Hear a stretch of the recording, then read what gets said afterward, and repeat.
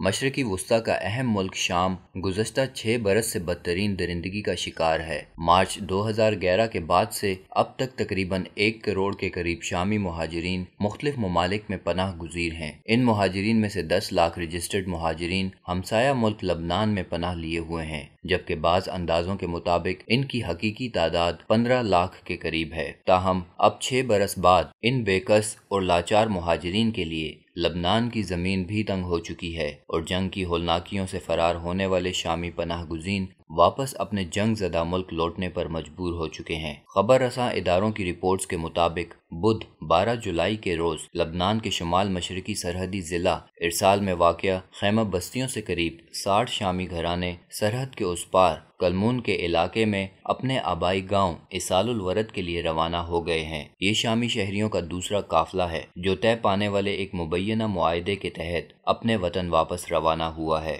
خیال رہے کہ لبنانی فوج کی جانب سے جاری کردہ ایک بیان میں کہا گیا ہے کہ شامی گھرانوں کی جانب سے اپنے گھروں کو واپس لوٹنے کی خواہش ظاہر کرنے پر انہیں وطن واپسی کے لیے سہولیات فراہم کی گئی ہیں۔ بیان میں مزید کہا گیا ہے کہ لبنانی فوج کے عناصر شامی سرحد تک اب مہاجرین کو چھوڑ کر آئے۔ لبنانی سیکیورٹی ذرائع کے مطابق اب تک 250 شامی پناہ گزین گھرانوں کو ان کے ملک واپس بھیجا جا چکا ہے۔ ایک مہاجر نے اپنی گفتگو میں کہا کہ اسال الورد لوٹنے والے زیادہ عرصے تک وہاں ٹھہر نہیں سکیں گے کیونکہ وہاں ان کا کوئی پرسان حال نہیں، جبکہ اسد حکومت ترک وطن کرنے اور اسدی فوج کی صفوں میں نہ لڑنے والوں کو امداد نہیں دیتی۔ دیکھا جائے تو اس مہاجر کا خدشہ درست ہے، کیونکہ عالمی اداروں کی ترجمان کا کہنا ہے کہ جب تک جنگ جاری ہے عالمی ادارہ اتنی بڑی تعداد میں تارکین وطن کی اپنے گھروں کو واپسی کی حوصلہ افزائی نہیں کرے گا۔ اس بیان کا واضح مطلب یہ ہے کہ اسد انتظامیہ عالمی اداروں کو بھی اسال الورد تک امداد پہنچانے کی اجازت نہیں دے گی۔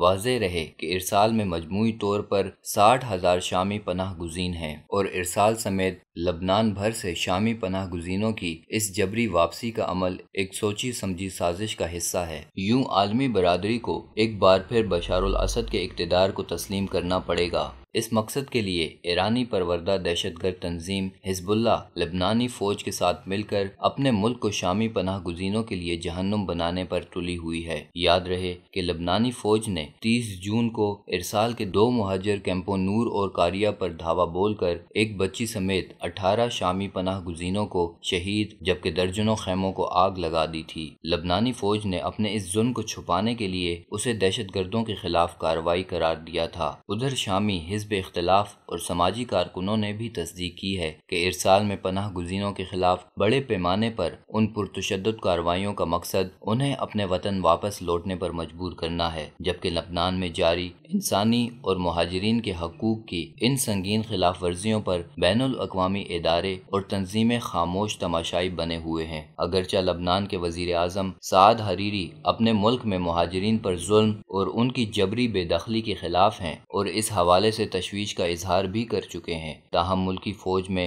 حزب مخالف کی جماعت حزب اللہ کے درندوں کے اثر و رسوخ کے باعث سعد حریری لبنان کو شامی پناہ گزینوں کے لیے جہنم بننے سے نہیں بچا پا رہے۔ بس ضرورت اس امر کی ہے کہ پوری امت مسلمہ متحد اور متفق ہو کر نہ صرف شامی مسلمانوں کو درندہ صفت بشار الاسد اور اس کے فرقہ پرست حواریوں کے مظالم سے نجات دلانے کے لیے کوشش کریں، بلکہ ظلم کی چکی میں پسے ہوئے بے آسرا اور لاچار شامی بھائیوں کی بحالی کے لیے بھی فی الفور ہر ممکن کردار ادا کریں۔